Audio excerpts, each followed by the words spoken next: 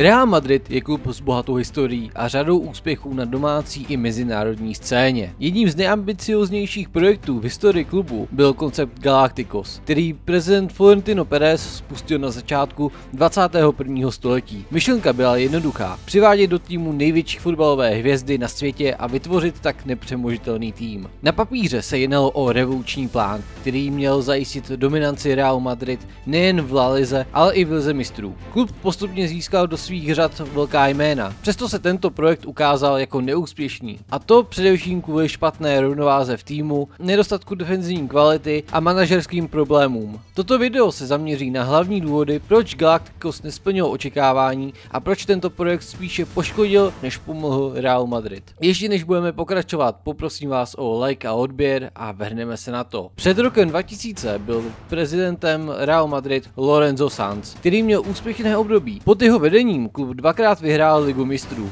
v 98. a v roce 2000, což byl obrovský úspěch, protože předtím Real čekal na vítězství v Lize mistrů dlouhých 32 let. Přesto fanoušci nebyli spokojeni s organizací týmu. Když se Florentino Pérez rozhodl kandidovat na prezidenta Real Madrid, potřeboval silný tahák, který by ho dostal k moci. Jeho slib byl jednoduchý, ale šokující. Prohlásil: pokud budu zvolen, přivedu Luise Figa. Málo kdo tomu uvěřil, protože Figo byl tehdy hlavní hvězdou Barcelony a jejich nejlepším hráčem. Pérez však měl promyšlený plán. Podepsal s Figovým agentem předběžnou smlouvu, ve které se zavázal, že pokud se stane prezidentem, zaplatí výstupní klauzuli 62 milionů euro. Pokud by slib nedodržel, musel by sám Figovi vyplatit obrovskou kompenzaci. Když Pérez vyhrál volby, okamžitě přivedl Figa do Real Madrid za rekordní částku 62 milionů euro. Tento tah změnil fotbalovou historii. Barcelona byla v šoku. Její fanoušci považovali Figa za zrádce a během jeho prvního návratu na Camp Nou mu připravili peklo. Házeli po něm lahve, mince a dokonce i prasečí hlavu. Po kontroverzním přestupu Luise Figa z Barcelony do Real Madrid v roce 2000 pokračoval prezident Florentino Pérez ve své vizi budování týmu složeného z největších fotbalových hvězd, takzvaných Galacticos. Dalším klíčovým hráčem, kterého přivedl o rok později, byl francouzský záložník Zinedine Zidane. Zidane byl jedním z nejlepších fotbalistů světa. V dresu Juventusu Turín vyhrál dvakrát Serie A a v roce 98 dovedl Francii k vítězství na mistrovství světa, když ve finále proti Brazílii vstřelil 2 branky. Byl také držitelem zlatého míče z roku 1998. Pérez se ho rozhodl získat v roce 2001 za tehdy rekordních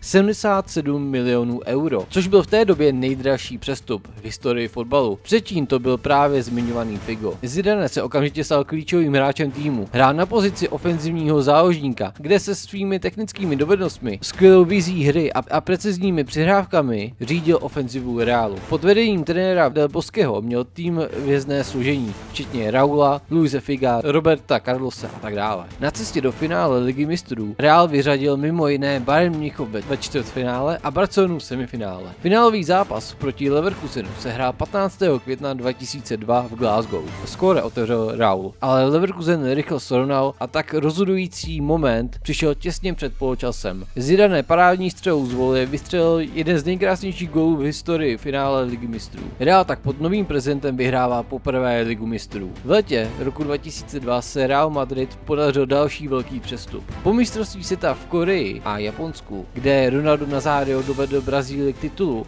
a stal se nejlepším střelcem turnaje s 8 brankami, stal se z něj nejžádanější hráč planety. Jeho výkony umlčily všechny pochybnosti o jeho návratu po těžkých zraněních kolene, kterého ho v předchozích letech trápila během působení v Interu Milán. Florentino Pérez, tehdejší prezident Real Madrid, který už předtím převedl hráče jako Luis Figo a Zinedine Zidane, viděl v Ronaldovi další hvězdu do svého projektu Galacticos. Přestup ale nebyl jednoduchý. Inter ho nechtěl pustit a jednání se protahovala celé léto. Nakonec se Real Madrid s italským klubem dohodl na částce 46 milionů euro. Ronaldo dorazil do Madridu jako obrovská hvězda a očekávání byla obrovská. Fanoušci na Santiago Bernabeu se dočkali nezapomenutelného debutu. 6. října 2002 proti Deportivu přišel na hřiště jako střídající hráč a už po 62 sekundách skóroval. V tom samém zápase přidal ještě jeden gól a stadion bouřil nadšením. V první sezóně se Ronaldo stal nejlepším střelcem La Ligy s 23 góly a pomohl Realu k zisku ligového titulu. Jeho výkony mu vynesly také zlatý míč za rok 2000. 2002, který získal podruhé v kariéře. První získal už v roce 1997. Jako další hráč, který se připojil k Realu Madrid, byl David Beckham. Ten se připojil v roce 2003, když přestoupil z Manchester United do Realu Madrid.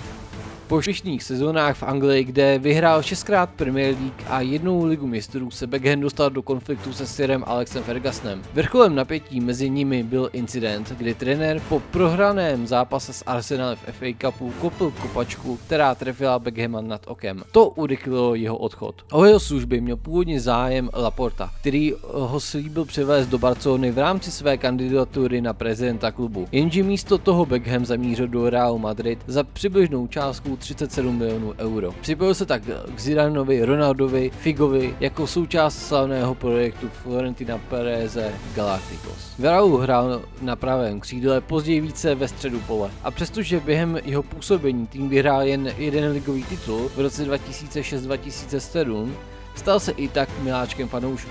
Další a poslední velká posila Galacticos byl Michael Owen. V letě 2004 se připojil k Realu Madrid jako další velké jméno v éře Galacticos. Přestoupil z Liverpoolu, kde byl odchvancem a ikonou. Jeho příchod byl překvapivý, protože Real už měl v útoku Ronalda a Raula. Owen přestoupil z Liverpoolu za pouhých 12 milionů euro, jelikož měl 1 rok do konce smlouvy a odmítal podepsat nový kontrakt. Liverpool nechtěl riskovat, že ho ztratí zadarmo, takže raději souhlasil s jeho prodejem. V té době byl držitelem zlatého míče za rok 2001 a jedním z nejlepších anglických útočníků. Florentino Perez viděl v Owenovi marketingovou příležitost a chtěl ho jako další anglickou hvězdu vedle Beckhama. Real už měl dost útočníků, což znamenalo, že Owen nebyl automaticky základní sestavě. Owen strávil pouze 1 sezónu v Realu Madrid v sezóně 2004-2005. Kvůli konkurenci v útoku často začínal na lavičce. Odehrál 45 zápasů a dal 16 branek, což byla solidní bilance. Byl efektivní jako žolík. Často skóroval po příchodu z lavičky. Proč tento projekt neuspěl? Jedním z důvodů určitě nevyváženost týmu, přemíra ofenzivních hvězd. Hlavním problémem Galacticos spočíval v tom, že se Real Madrid soustředil téměř výhradně na příchod ofenzivních hráčů a ignoroval potřebu vyváženosti v týmu. Zatímco útok byl přeplněný hvězdami, záložní a obranná řada často pila na nedostatky kvality. V roce 2003 například Real Madrid prodal jednoho ze svých nejdůležitějších defenzivních hráčů, Clauda Makelele, do Chelsea.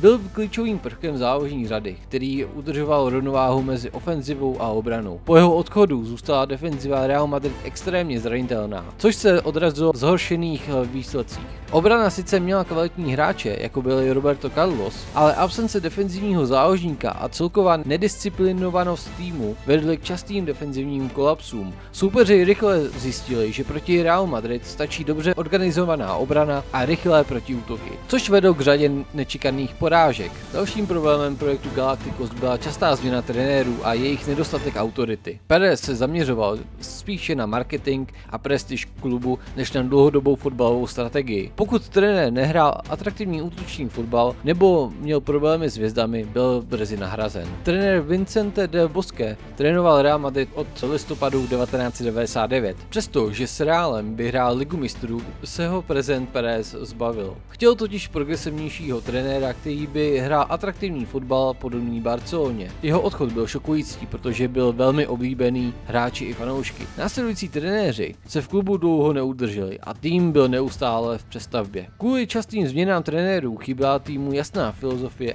a konzistence. Hvězdy jako Ronaldo a Zidane sice měli individuální genialitu, ale bez pevné taktiky a jasného vedení se tým často spoléhal na improvizaci, což vedlo k nevyrovnaným výkonům. Hlavním cílem Galacticos bylo dominovat v lize mistrů, ale tento plán selhal. Po triumfu v roce 2002 Real Madrid v následujících sezónách nedokázal dojít dál než do čtvrtfinále. V sezónách 2004, 2005 a 2005-2006 dokonce vypadl už v 8. finále. Podobné problémy měl klub i v La Lize. Po vítězství v roce 2003 přišly 3 sezóny, ve kterých Real Madrid nevyhrál žádnou trofej. Mezitím se v domácí lize prosazovala Barcelona vedená Ronaldinhem a později Messim. Kombinace špatné defenzivní hry, nedostatku týmového ducha a častých trenérských změn vedla k tomu, že Real Madrid byl sice první hvězd, ale neměl týmovou soudržnost potřebnou k dlouhodobým úspěchům. V roce 2006 Pérez rezignoval na post prezidenta Real Madrid, čímž skončila první éra Galacticos. Po jeho odchodu se klub pokusil o návrat k vyváženějšímu týmu a strategičtějšímu přístupu. Ačkoliv Real Madrid stále nakupoval hvězdy, větší důraz byl kladen na týmovou rovnováhu a potřeby trenéra. Projekt Galacticos ukázal, že fotbal není jen o individuálních hvězdách, ale o týmové rovnováze a strategickém vedení. Přestože Real Madrid během této éry prodal miliony dresů a získal obrovské mediální pokrytí, sportovní úspěchy zaostaly za očekáváními. Nedostatek defenzivní stability, časté změny trenérů a přílišná důvěra ve hvězdné individuality vedly k tomu, že Real Madrid mezi lety 2003 a 2006 nevyhrál žádnou významnou trofej. Poučení z této éry pomohlo Real Madrid v budoucnosti budovat úspěšnější tým, který už nebyl jen sbírkou hvězd, ale fungujícím kolektivem schopným dlouhodobě dominovat v evropském fotbalu. Jednoznačně, kdo se nejvíce poučil, byl Florentino Pérez. Jen se v roce 2009 vrátil do vedení klubu a spustil novou vlnu Galacticos. Tentokrát s hráči jako Cristiano Ronaldo, Kaká či Karim Benzema. Ale na toto období bychom se mohli podívat třeba příště. Mockrát vám děkuju za vaši pozornost a uvidíme se zase někdy. Ahoj.